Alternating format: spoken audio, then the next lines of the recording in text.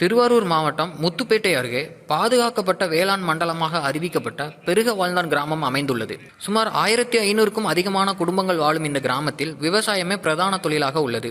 இந்நிலையில் இங்கு 200 ஏக்கருக்கும் அதிகமான விவசாய நிலத்தில் தனியார் சார்பில் சூரிய மின்சக்தி உற்பத்தி திட்டத்திற்கான பணிகள் மேற்கொள்ளப்பட்டு வருகின்றன.